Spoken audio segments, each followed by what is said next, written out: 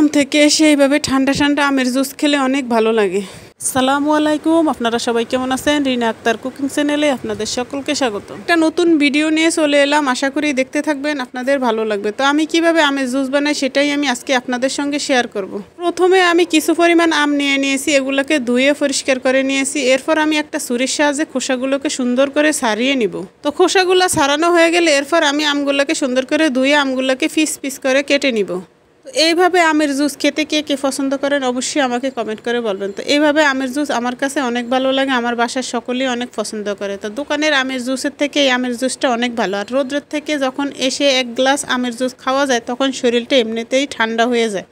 আর বাসায় যখন মেহমান আসবে, মেহমানদেরকেও বানিয়ে দিলে মেহমান খেয়ে অনেক খুশি হবে। এখন যাতে অনেক গরম পড়ছে আর বাচ্চাদেরও পরীক্ষা চলে, এখন বাচ্চাদেরকে পানির পরিবর্তে আমের জুসও বানিয়ে দিতে পারেন। তো আমগুলোকে এখন আমি আঠি থেকে সুন্দর করে আস্তে আস্তে ছাড়িয়ে নিব। তো খেয়াল রাখতে হবে আমের আঠি থেকে আম ছাড়াতে গিয়ে যেন আবার হাতে না লেগে যায়, এই কাজটা মনোযোগ সহকারে আস্তে আস্তে করতে হবে। তো এই আমটাকে তো হাতে জুস করানো যাবে না, এটা জুস করতে হলে একটা ব্লেন্ডারের জগ নিতে হবে। এরপর আমি একটা ব্লেন্ডারের জগ নিয়ে এটাকে সুন্দর করে পরিষ্কার করে ধুয়ে নিব। এরপরে আমি আমগুলোকে সুন্দর করে আস্তে আস্তে ব্লেন্ডারের জারের ভিতরে দিয়ে দিব।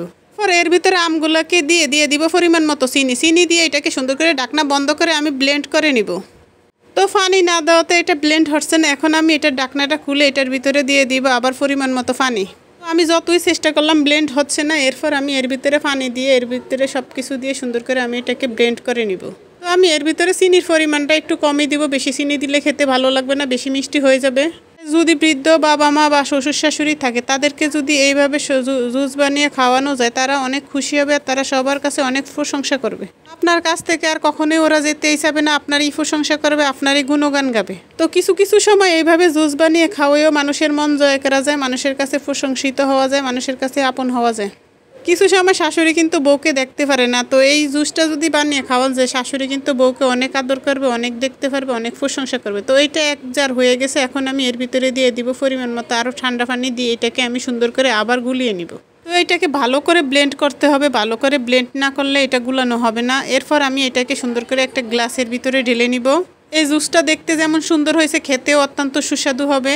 এই আমের সিজনে সবাই বেশি বেশি করে জুস খাবেন, সবার শরীর ভালো থাকবে, মন ভালো থাকবে। মন ভালো থাকলেই সব কিছু ভালো লাগে, শরীর ভালো থাকলেই সব কিছু ভালো লাগে, শরীর খারাপ থাকলে কোনো কিছু ভালো লাগে না। তো আমের জুস খেলে শরীরটাও ভালো থাকবে, মনটাও ভালো থাকবে।